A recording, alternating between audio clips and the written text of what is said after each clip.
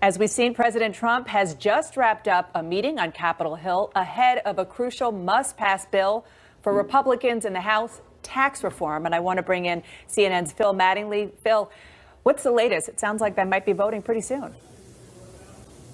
Yeah, in a matter of minutes, actually about 20 minutes is what they're expecting right now. And look, the best description I got of where things currently stand in the House was from a member early this morning. I texted him. I said, what are you expecting today? He said 2 words: no drama. And I think if you've been watching House Republicans, as Dana, I know you have for a very long time, that might surprise you quite a bit. But it really kind of underscores, 1, the work that's been done behind the scenes by Republican leaders, and 2, the political imperative to get anything done legislatively. That is moving this forward. But I think, as you guys know quite well, this is one step of a multi-step process, a big one, no question about it, but a lot of significant hurdles and already some problems bubbling up about what's going to happen in those next steps, Dana.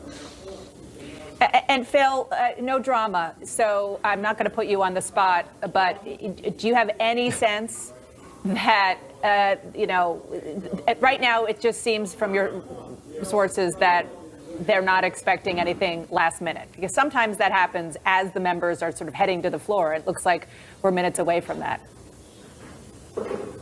Yeah, look, no, they have this one pretty set. House Ways and Means Chairman Kevin Brady told me a couple days ago he felt like they had the votes locked up then, and they obviously still had a few more days to go. Dana, again, you know this as well as anybody. We've seen over the course of the last 7 or 8 years, there are times when House Republicans think they're on solid ground, and then it shifts terribly underneath them and they fall through it altogether.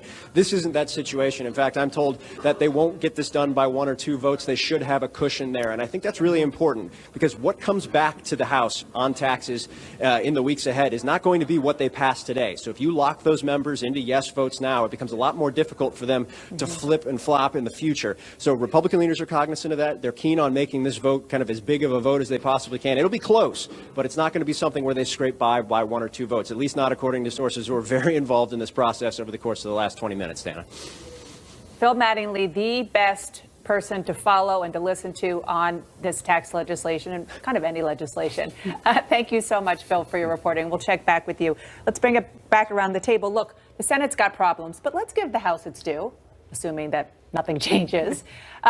This was real wheeling and dealing for the House Ways and Means Committee chairman, for the Republican leadership, to figure out kind of the secret sauce on what to put together here.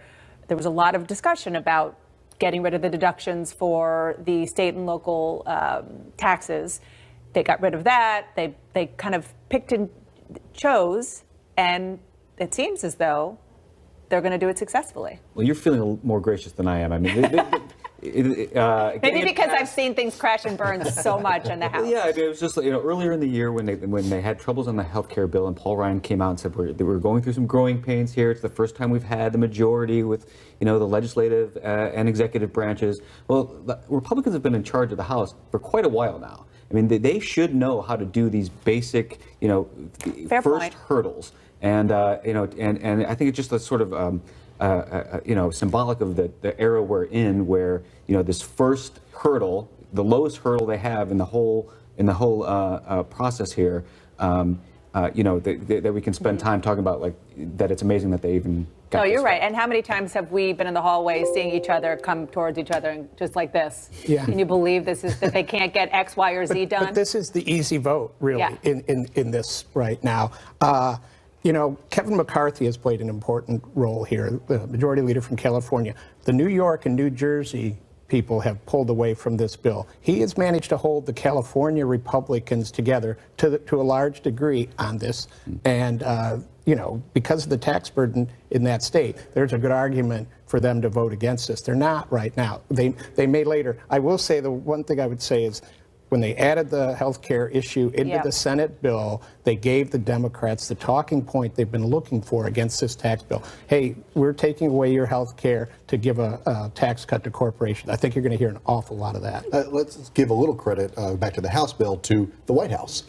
Let's look at who has been on Capitol Hill. The Vice President, Mike Pence, has a very good rapport with House Republicans. He was one. Absolutely. Mark Short, his aide, who's now the White House Director of Legislative Affairs. They've been working on this hard. Other people from the White House and the administration. Also, Donald Trump has not been around. He's not been around to tweet out he doesn't like this particular detail coming out. I think that has helped. And also, in a positive way, He's been talking about this for several months, actually going out there and doing things. I just want to say, as you're speaking, that you see the president is somewhere in there. He'll be coming. You see his top aides there, Stephen Miller, Sarah Sanders, who you all recognize from the briefings. I think I see Mark. You see the White House Chief of Staff on the left, John Kelly. Mark Short, who you were just talking about, is on the right of your screen. Just turn the corner. Listen, when the president goes to the Hill, there's a big entourage, right? It's understandable. But I think going back to what I said earlier in the program, I mean, this is a rallying point for the president. He's able to come in there. And there he is with the vice president. You were talking about his rapport with his former fellow colleagues. That's right. And that's a big deal. Mr. President, should Roy Moore step aside, sir? There we go. Should Roy Moore step aside, sir? Any advice? Should Roy Moore step aside, sir?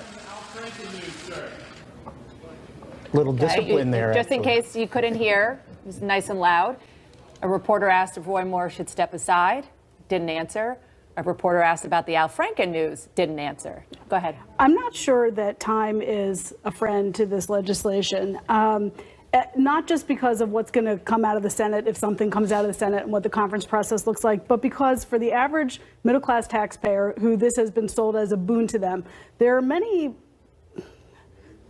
consequences in the off years in particular, and that may not be realized for a while in terms of they're losing the ability to deduct individual things that are important to many sort of blocks of the American middle class, whether it involves medical expenses, whether it involves student loan stuff. So the implications of getting the $1,000 or $1,100 cash in hand are, I don't think, fully realized yet. And once that's vetted, public support may react. There may be reactions that will affect some of those same House members who are okay now with it, their ability, and on the Senate as well, to go back and be in support of it in the end.